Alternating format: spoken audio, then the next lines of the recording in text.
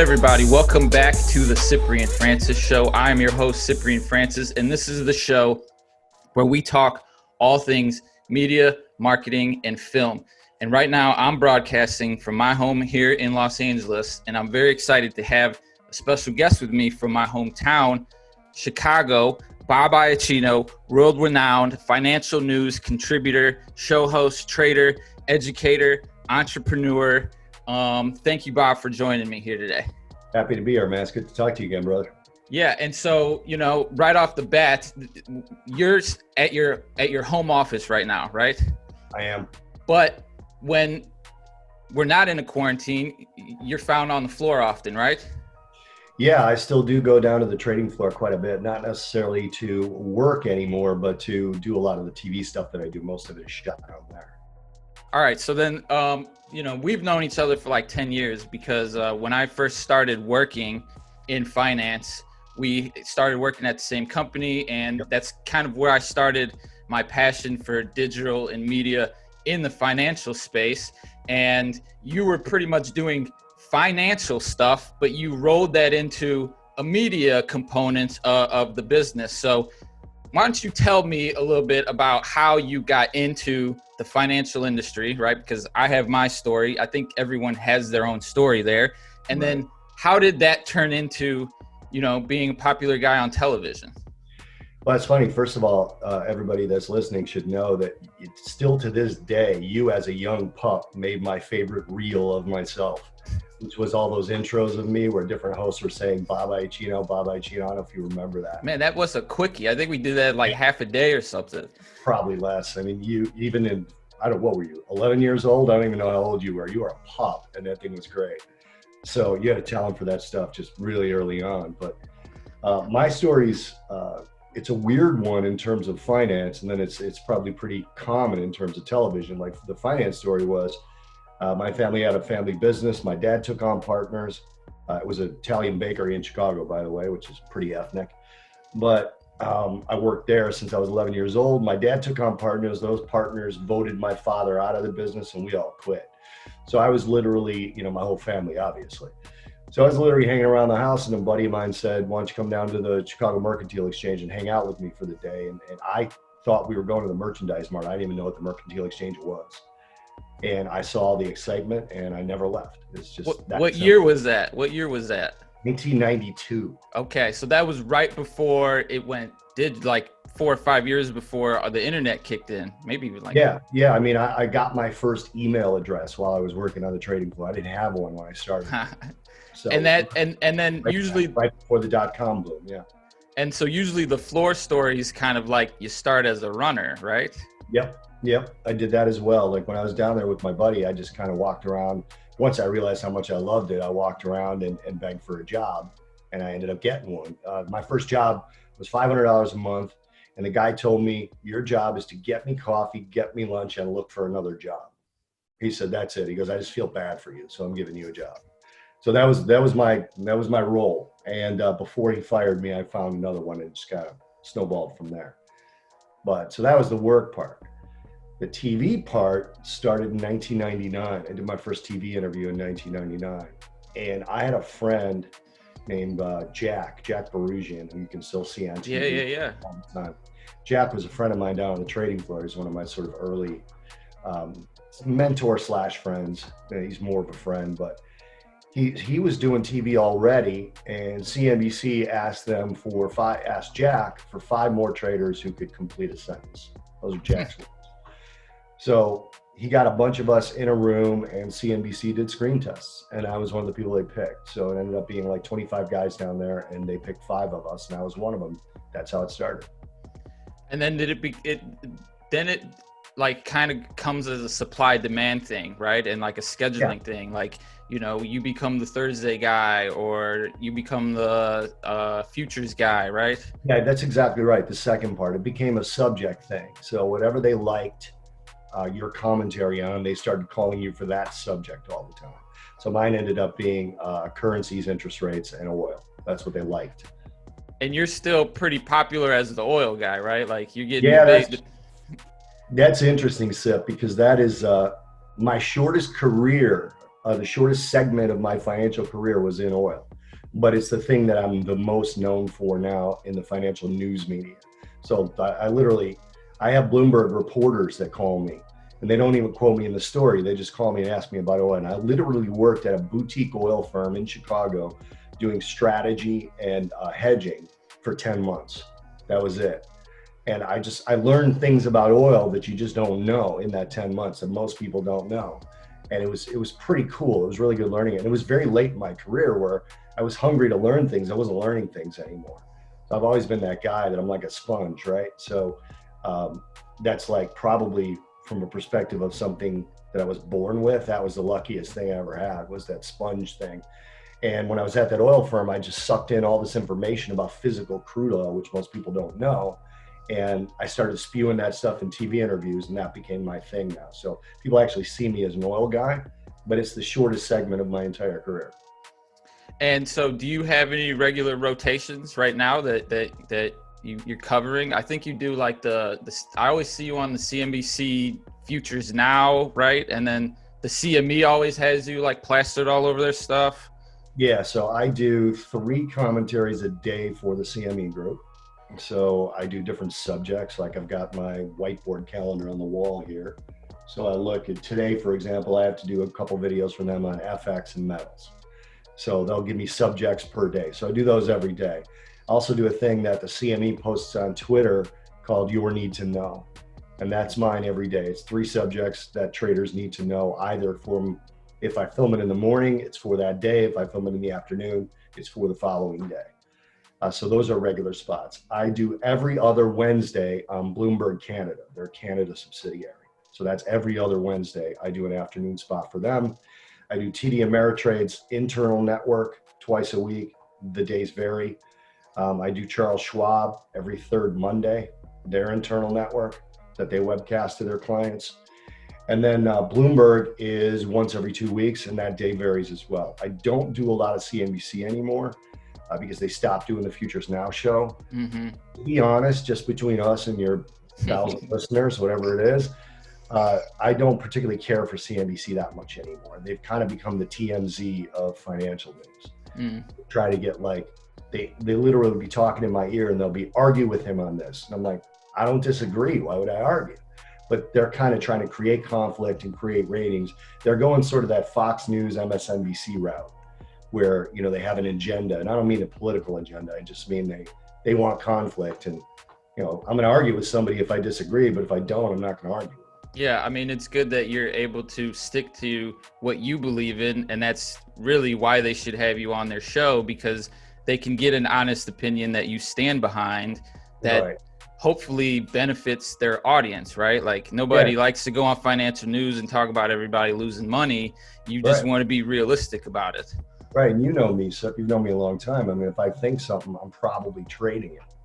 So if they try to get me to take the other side of something I'm trading, that's, first of all, it's probably illegal. I don't even know, but it's probably illegal if I have a position and I'm talking one way or the other. That's number one. So there was one time where I had been long copper for 2 days, 7%. Okay. And, you know, I was messing with my position. I was due to be on CNBC, and they said, we want you to talk copper today. We want you to put on a copper trade on the show. I'm like, I can't. I just got out of my copper trade. I can't. It's up 7%. I'm not going to put a trade on up 7%. You know that. You're a trader. So I'm like, I can't do that. And they're like, well, that's what we need you to do. Fine. So I went on and I said, if it falls 8%, I'll buy it. That's all I said. And so they got mad at me. And finally, after about a year back and forth, you know what?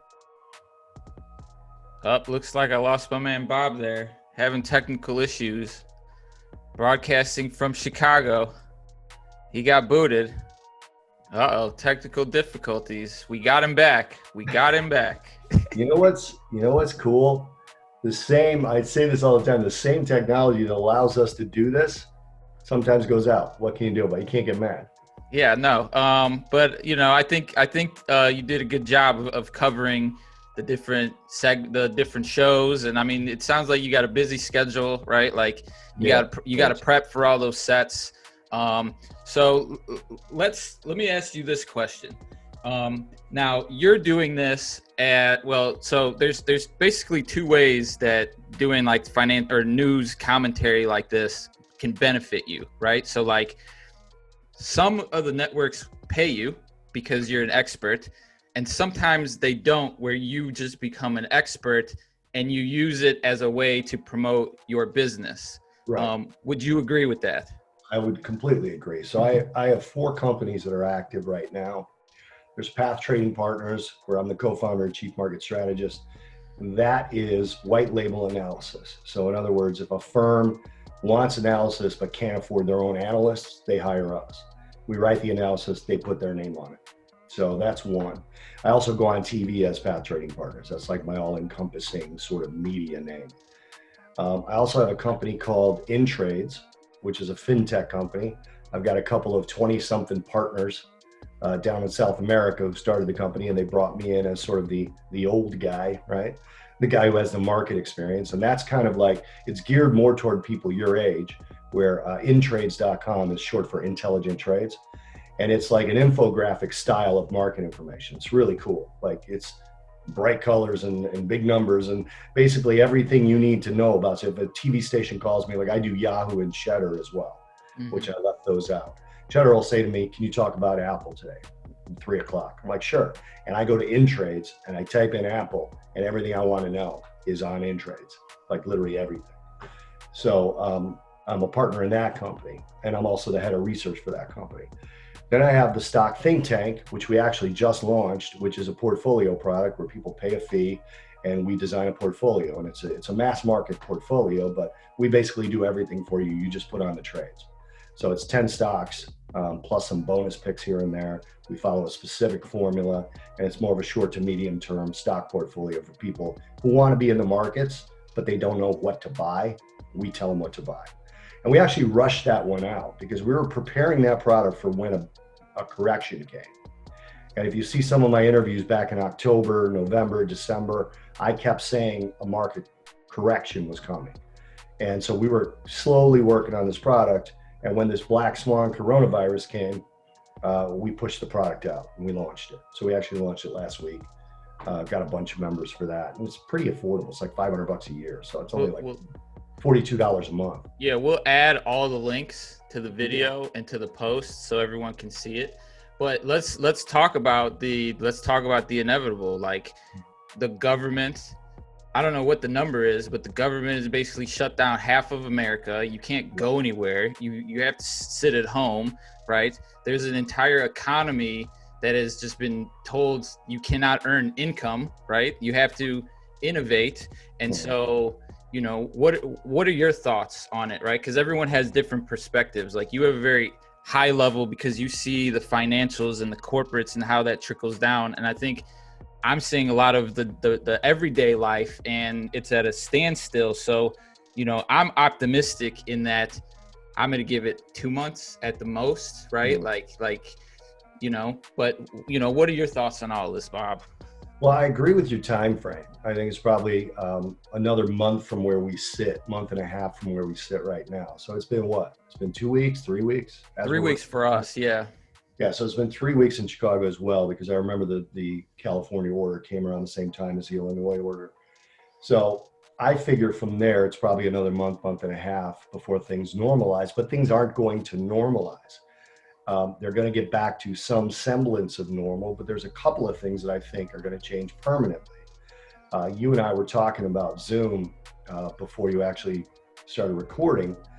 Zoom's market cap is now equal to the largest 4 airlines, which is American, Delta, United, and Southwest. Zoom has the same market cap as those 4 combined. Now, that says more about the sell-off in airlines than it does about the rally in Zoom. If you bought Zoom in July of last year, you're only up about $20 a share, so about 20%, which is a great move, especially given what the rest of the market has done. But if you bought Zoom at the lows a couple of months ago, you've doubled your money. And that's because of something you told me, is their usership has jumped, right? 85 million or 10 million a day to like 200 million. Yeah. So that's a ton. Now, their stock took a little bit of a hit because there was a report that came out that their platform's not really secure. But for most conversations, you don't need a secure platform, right? For business, maybe they need to, but they're about to work on that. We know that's the truth. So I think from a perspective of things like that, there's going to be very few businesses, medium to large, they're going to be willing to send somebody to another city just because the guy says, I got to go talk to a client, right? They're going to say, look, we have Zoom, do that first, right? So there's going to be less business travel. There's other things. There's a company I really like called Teladoc, right? The symbol is TDOC. TDOC. Yeah, TDOC. I think it's going to be a $700 stock. It's 100. I didn't look at it today. It was about 140 the last time I looked at it. I think it's going to be a $700 or $800 stock. They're telemedicine. So if you talk to physicians, they'll tell you that 90% of what people come into their office for, they could do over the phone, right? Well, this is video, similar to Zoom, right? It's an internal platform. They don't use Zoom. They basically use your iPhone or your iPad or your Android. Some of them can even use smart TVs. And you have a doctor's appointment in your living room. Now that's twofold, right? Number one, it's convenient. Number two, an average visit's about $75. So even if you don't have insurance, it's affordable for people. And then they email you your prescription, right? So let's say you got a rash. Let's say my tattoo is a rash, right? I show it to the doctor, right? He's like, I got this rash here. He goes, oh yeah, that's a simple early stage eczema. Here's your prescription. Go pick it up, rub it on there. You'll be fine. That's it. It's over. And if you think about how many germaphobes we're creating with this virus right now, right? How many people that are always going to wear a mask now? Who wants to go to a doctor's office? Better yet, who wants to bring a little kid to a doctor's office to expose them to all those adult germs that might be sitting in the waiting room? So I think telemedicine is not only here to stay, but it's about to explode given what's happening now. I like the stock before this. It's tele everything, right? It's telemedicine, tele everything, right? And so I think people have to start to innovate. Right. I mean, how much bigger is Amazon going to get now? How smart were they to buy Whole Foods and do grocery delivery, right? That's one of the only ways we've shopped in the last 3 weeks, is we get a Whole Foods bag delivered to us. Well, look, this is bad for small businesses then, because you're right. So small businesses and entrepreneurs and independent contractors probably have to start to innovate themselves. Right. How much more do you want to use a driverless Uber now than you used to? Yeah, that's right. From that perspective, driverless transportation, it doesn't necessarily need to replace you driving somewhere. But if you're going to get into a vehicle, a lot of people, again, the germaphobes we're creating right now, every generation has their thing, right? And this is kind of you and people younger than you. This is your thing. So down the road, it's going to be pretty normal when nothing is going on to see half the people with masks on and maybe gloves. And you guys aren't going to think anything of it, right? Remember those days where we just go sit at a bar? Bro, you're from Chicago, so you're going to be a little different. You're going to be like looking at those people going, come on. But that's going to happen, right? Half the people your age and younger are going to be like, no, I'm wearing a mask forever. So you think somebody like Uber who's working on driverless transportation for people, that stock's been getting hit, but probably long-term, it's not a bad play. Yeah, I mean, there have been similar viruses in the past, and smart doctors and technology have found solutions to prevent it. So if there is a vaccine, maybe things can go back to normal-ish. Right, until the next one. Right, yeah. You mentioned you're talking about SIDS, SARS, MERS, swine flu. There's been tons of these things. And you're right, we're fine, right? We didn't go to wearing masks and gloves, but this one has gotten so much attention. I think a lot of it has to do with, honestly, this is a compliment, people like yourself, because there are more people that are able to reach a group of people and talk about this. So it's not just, hey, I got home, I watched the news, I heard there was this virus. It's 24/7, not just TV. It's on your computer, it's on your phone, it's on Twitter, it's on TikTok, it's on everything. All right, so I want to know your opinion on how this affects the entertainment industry, right? Because theaters have been completely shut down, right? And so on our agency side, we do work with independent film distribution. Mm-hmm. And we've always done it on digital. Like, we never really touched theatrical. And so now that is becoming the norm, but there's a problem to it because you can't create good content without having people do it. So depending on how long this standstill goes, there's going to be a large gap of not having content and then figuring out how you make it in the future. And so that affects some pretty big media companies. It does. And so one of the companies I really have liked for a long time is Disney. That's been one of my favorite stocks for a long time. And obviously, they're getting a double whammy in this because movies in the theaters, you mentioned, right? So nobody's seeing new movies. Productions are getting shut down because of that human contact. And then Disney's got the parks, right? So that's kind of the other business, that their parks are shut, right? They're shuttered. And who knows when they're going to open again. And when they open again, are they going to be super popular right away? You take the example of 9/11, which, you know, I lived through as a trader. It took about a year before people got on planes again. And that was only 4 planes that caused the problem, right? Mm-hmm. And this is every plane that could theoretically be causing a problem. So how long is it before people get on planes again? Similar thing to theme parks. So from a perspective of film, I would imagine, and I would probably end this with a question for you, is if I were an actor or a producer or director now, would I even care about getting something in the theater? I mean, there's nostalgia to that, right? But wouldn't I go even harder toward platforms like YouTube, like Netflix, like Disney Plus, although that's encapsulated in the Disney world, like Hulu? Wouldn't I be trying to beg those guys to put my film on? So that down the road, if theaters do become a thing, I've already got a name for myself, whether it be as an actor, producer, director, whatever. I mean, would you agree with that? I mean, that seems to me like this is now an opportunity for independent films that like they need to capitalize on. Yeah, I mean, I think that a lot of the chatter is that 2020 is the year of the streaming services, right? I mean, Netflix has been the leader for a long time, but there's starting to be niche streaming services that are accumulating users and can maintain a revenue model because there's enough content. And so, I mean, I read an article that Netflix streaming jumped 85%, right? Mm-hmm. But like, are they attaining any more users, or does everyone already have all the streaming services? And so how can you inflate the value of your content, right? Like that's always the hardest part with selling to these streaming services is like, why does this one movie sell for 20 million and why does this one sell for 200K? Right. And that's just the art of independent film, I guess. Yeah, well, it's funny because independent films would get awards, right? They'd go to the film festivals and they'd get awards. I don't know what happens to the festivals now. Does Park City, Utah start to die down a little bit because they don't have their independent film festival? And so from a perspective of that, I keep thinking to myself, if you can now get something on some of these, there's streaming services like Pluto and things like that. Do independent filmmakers now just go to them and go, here, just play it. Whenever you want, just play it. It's that good. We made it, just get some eyes on it. So I have a streaming financial show, right, called the Pure Exposure Growth Series. We're sponsored by E-Trade and the CME, right? So they're our sponsors. So they basically, I don't make any money on the show. They pay for the production of the show. All the money that comes to us from our sponsor goes to trying to get eyes. It doesn't go to anything else. We don't pay anybody that comes on. I don't get paid. We pay the studio cost. We pay the producer director. I now have a production company here in Chicago that I'm a partner in. The producer director of my show, the Pure Exposure Growth Series, is a partner in that production company. But we pay him for his labor, and then that's it. The rest of it is like, just get eyes on it. We don't care. The rest of the money just goes to getting eyes on it.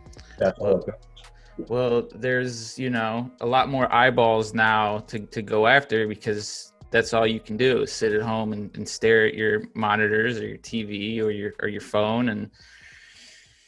And so I've been seeing a trend that a lot of people have been live streaming now. Like live streaming is becoming, at least on Instagram, like every day now when I load it up, like there's like 25 people live streaming, but there's no revenue in live streaming on Instagram. And I know this because I run a ton of ads. And so maybe, I think Twitch might have that, right? Another Amazon company.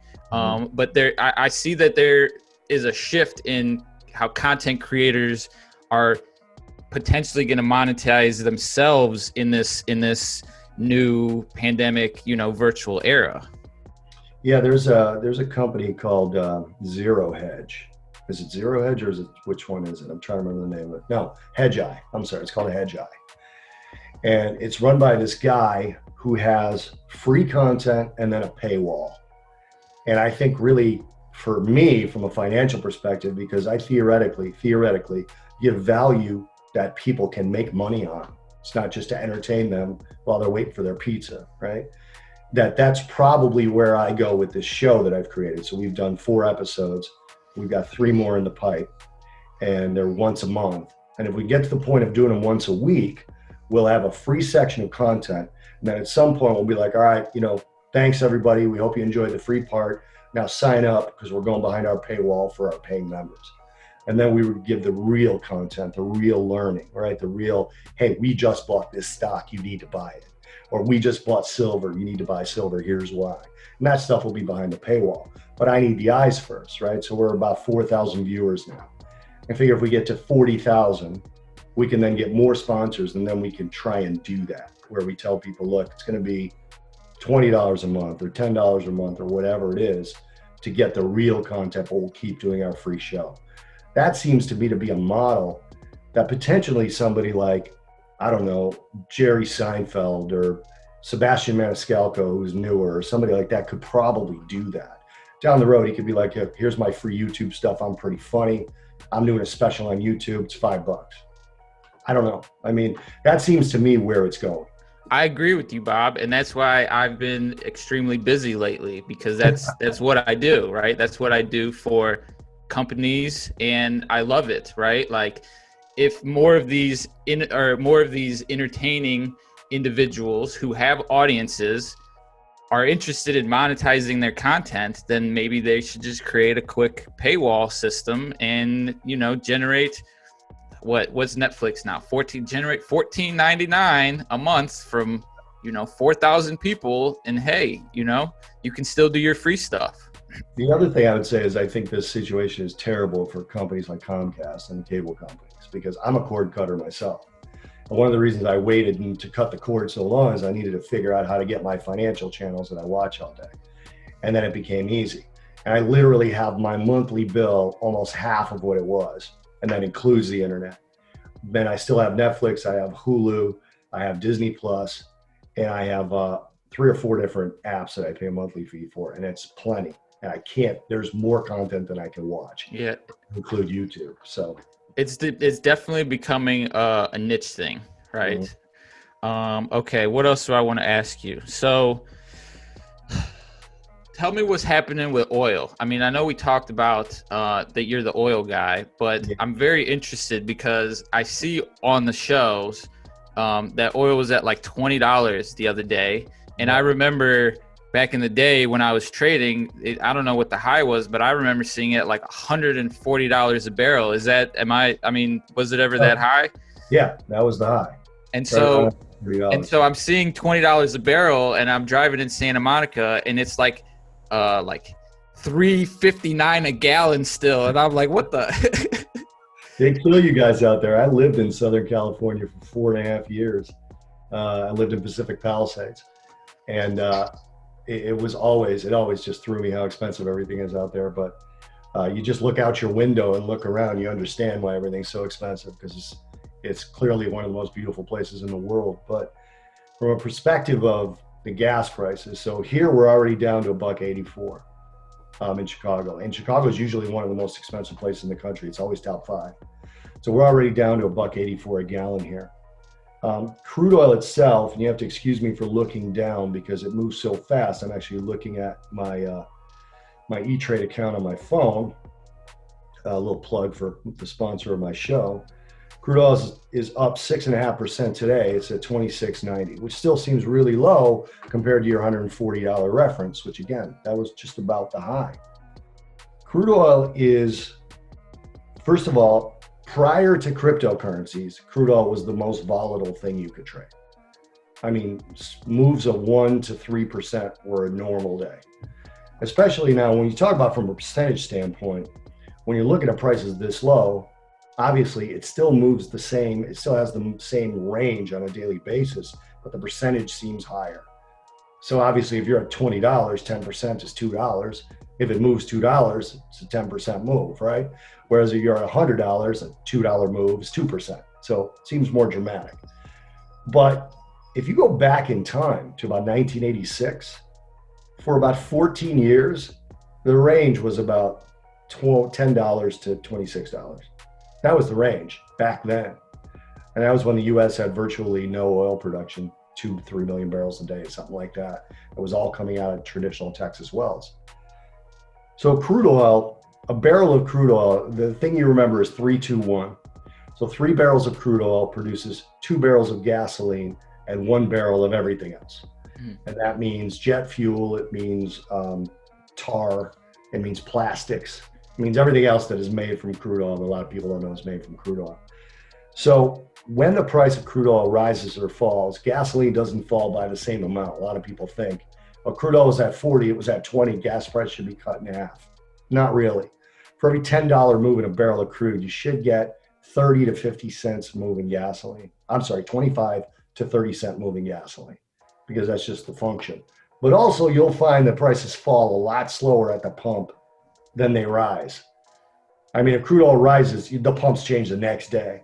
But crude oil right now, it used to be only a positive when crude oil prices fell. Right now, you're talking about 250,000 jobs across like Texas, Oklahoma, North Dakota, some parts of Ohio that work in the new oil industry in the US, which is shale.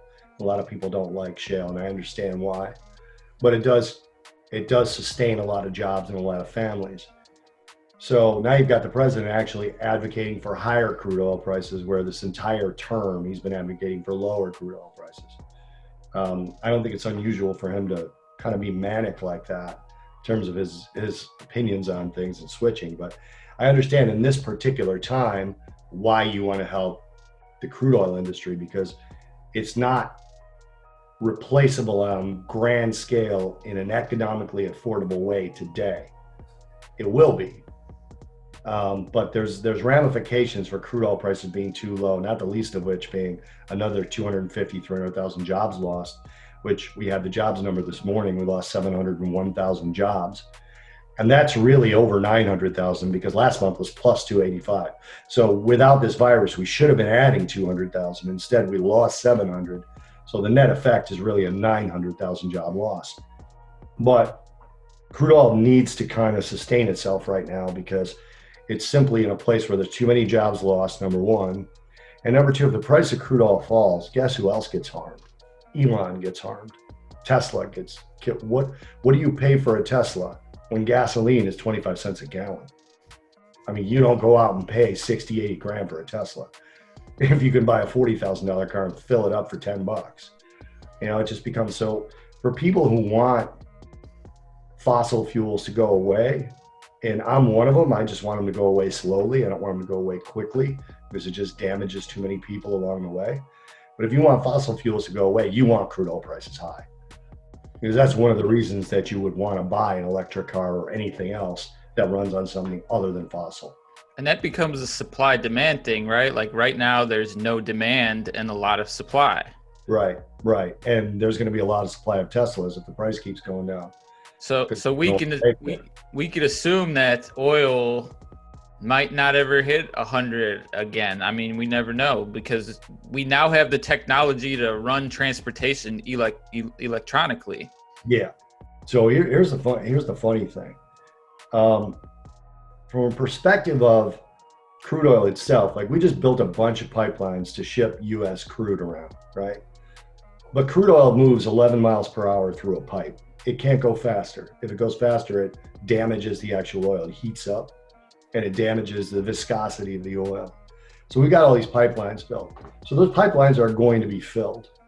There's just no two ways about it. They were partially government funded. The end of Obama and the beginning of Trump finished them. So those are going to be filled with crude oil. But the alternatives are not only the future because we want them to be. It's because there is an end date for crude oil. It ends. Now, it's probably farther off. I probably won't see it in my lifetime, but you might. So the market forces, what a lot of people don't understand, is the best way to complement these things, to make these things happen. When you try to force something down a 50-year-old Chicago guy's throat. He ain't doing it, right? But for me, from a perspective of, there's global warming deniers. We don't call it global warming anymore. There's climate change deniers and there's climate change advocates. And if you're talking to a climate change denier, I say the same thing to them every time. Would you rather have clean air or dirty air? Which one would you rather have? Just answer honestly, right? You got kids, you got grandkids. Would you rather they breathe cleaner air, regardless of what the temperature is? They all say, of course. Say, okay, well, work with me then. Let's work on this stuff. Let's find a middle ground where the air gets cleaner. And let's just look at it from that perspective. Do you like the idea of a dolphin having a plastic ring around his nose? I don't. So, okay, maybe my pop is 5 cents more for a six-pack, right? Whatever, but explain it to me that way. Don't tell me I have to do it. And that's the problem with government when they come in. And it's a very libertarian view that I have. It's like, you explain to someone like me why something's better, I'm in. But if you try to make me do it, it ain't happening. Yeah, that's great. A great insight. I mean, that's why I appreciate, your perspective on things. I do have a question. So when you look at the overall market, right, the S&P, right, over the 3-year span, it's kind of like straight up, and now we have this dip. And we're basically where the levels we were at right before President Trump got elected, right? Yep. Maybe give or take, right? And so right there, that doesn't worry me too bad, right? We're taking a 3-year step back, like we can bounce back from that. At what point does the reverse start to feel painful? Like if we take a 10-year step back, like that could really have ramifications for a lot of businesses. Let's put it in perspective. All we are, like you said, the level of the S&P is where it was in 2016. But from a percentage basis, on a percentage, we gave up to 2019 and that's it. 2019, we were up, the S&P was up 29.6%. We're down 30% now. That's it. We basically gave up the exact same amount that we made last year. And if I came to you and said, what was your financial situation in 2018? Most people are like, it's pretty good. It's okay. It could be better, but it's not bad. The problem is the economy is not going. So the argument right now, and it is a valid argument, there's people out there saying, don't open the economy up because people are going to die. If you keep the economy closed longer, people are going to die. So I live in Pilsen, right? You know Pilsen. Yeah. Pilsen is a changing neighborhood. If these people can't work for another 2 or 3 months, it's going to change for the worse really quick, right? So there's going to be more violence. Yep. And then in Knoxville, Tennessee last weekend, got 23 suicide calls. You can look up the story. On a normal weekend, they get maybe half to one. They get about 3 a month. Those suicide calls are related to people not working. The depression kicks in for people who suffer from that awful disease, and they kill themselves.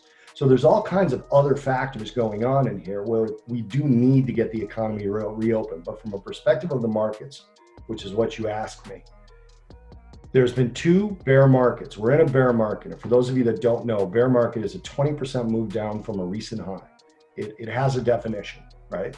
And that's the definition. 20% down from the most recent high. So we entered a bear market in March, around March 12th or so, something like that. In the 2008 to 2009 bear market, from the time we entered the bear market to the time when the market found its low price, okay, that was 20 months. It was 20 months of moving down. No, I'm sorry, 14 months. In the 2001 bear market, which I experienced as a trader, right? That was the internet bubble. From the time we entered the bear market to the time we found a low, 20 months. So the last 2 were 14 months and 20 months before we even found our bottom. And this one is 1 month, we're saying? We're not even at 1 month. We're 3 weeks in. We're about 14, 16 days in. So it doesn't mean that we're not going to get out of this one faster. Just so you know, 1987, the bear market found its low in 1 day. Okay, it entered a bear market on October 19th, 1987, and it hit its low on October 20th. But to get back to the bear market price, and that's the price where you enter into a bear market, so it's already 20% down, that was 4 months and 17 days. So people got to chill a little bit and understand that it's not going to come back tomorrow, and understand that that's probably okay, because there's a lot of damage being done to the economy right now with the shutdown for a good reason, to save lives, right? Yeah, The I longer mean, it goes, the longer it takes to come back out of it. I like that your perspective in that lives are going to be lost one way or another, and you got to find some sort of middle ground. You got to find a balance. And I yes. don't know what that is, by the way. I'm not advocating it either way. I don't know. All right, so here's what I'm going to do, because we're running, kind of short on time. What I appreciate is your market perspective and insights on these things, and I see a lot of the newbie traders, right, and the newbie investors doing a lot of chit chatter on the social media. So I'm going to drive all of them to you, right? Your Instagram, they can follow you, follow all the shows, all this. If anybody wants to learn more about that, Bob is a cool guy to follow, because it's it's not going to be some huff bullshit, right? And you got some good followers. They engage, right? Everyone's trying to help each other make money. So I wanted to end it on any advice that you might give. How about people here in Los Angeles who are stuck at home, trying to figure out, because a lot of people move out here to work in entertainment, to follow this dream. And so I feel like this is a big step for them to overcome. But I do think that there's opportunity. And so what would you what would you say to some the people that I know out here? So, again, I lived out there for 4.5 years, and a lot of the people who are chasing that dream, right? They work in hospitality while they're chasing, right? Restaurants, bars, hotels, things like that, which is one of the biggest cities in the world for that. So they're hurting right now. So I would tell them two things. If you think you want to become a trader to generate income, understand that you can't learn that in 6 weeks. Trading is a trade, just like being an electrician or being a bricklayer or being in construction. You got to go through some education, reputable, okay? And you got to go through some internship style learning where you're gonna lose. You know this. I mean, you've been trading a long time. The beginning is hard because you spend so much time trying to figure out why something happened. The least empowering question for traders is why. The most empowering question is what. In other words, what just happened and what am I doing about it? And the only time you're thinking clearly about a trade is prior to getting in it. So you want to figure out every single thing that's going to do. Where am I getting out at a profit? Where am I getting out at a loss? And where am I entering? And do not deviate from what you thought about prior to entering, because that's the only time you're thinking clearly. Once you're in the trade, you're a mess. I've been doing this 27 years. I'm still a mess when I'm in a trade. And I'm not lying. I promise you that. Number two, if you just want to invest because the markets are down, start today. Even though I just told you we're probably not at the low, start today and start small. For younger people, there's things like Doe that a friend of mine owns. There's things like Robinhood. There's things like Acorn. Do those things. You'll find that over 5 years from now, 6 years from now, you won't believe how much more money you have because of that. And then maybe you reach out to somebody like me and you say, hey, I want to be more active, right? But if you've already got a small nest egg, it is possible to invest profitably and trade profitably. Trading's harder and it takes more time, but it's also more lucrative. So for most people, I would say start building a core portfolio. And that's actually something we do for people. I know you're going to put the link down there, but start building a core portfolio and start there.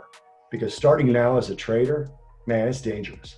It's like joining the army during a war. It's just probably a bad idea. So starting as a trader right now is hard. But if that's your dream and that's your goal, do it. But start with learning about it and understand how hard it's going to be in the beginning. Yeah. So, do you have a recommended product that you think the audience would be best to get them started on? Yeah. So again, we build portfolios for people, but it's a mass market portfolio. So it's called the Stock Think Tank. And we literally pushed that out to the market because we were preparing it for the next correction, and the bear market came so fast that we pushed the product out. We're still tweaking the way we send out the alerts and things like that, but it is open for business. And the introductory price is $500 for 12 months. So that's $42 a month. right? So that's cheap. And what we do is we tell you what stocks to buy, where to buy them, and where to get out. So it can't be simpler than that. The trades are put in your account in the morning before the market opens, and the next time you touch it is the next day before the market opens. So it's not something designed to stare at. So that would be where from my perspective, where I would go. And also, I'd encourage people to watch our online show because it's free. It's Pure Exposure Growth Series. Our next episode is April 13th. I think I'm still going to be able to be in the studio, but all my guests are going to be via Skype. Normally, I have a guest in studio with me. But the replays are up on YouTube now at the Pure Exposure Growth Series YouTube channel. So you can watch those as well and see what the show is like. And you put some of those tidbits on Instagram too. So I'll add the Instagram link because I'm trying to build my Instagram up. My Twitter's pretty active and pretty good, but my Instagram it's been slow going for me. I don't share personal stuff, and that's probably why it's slow growing. But my financial stuff's up there, and I'd encourage people to follow me and feel free to reach out. Cool, Bob. Well, look, I appreciate your time, right? I appreciate your insight.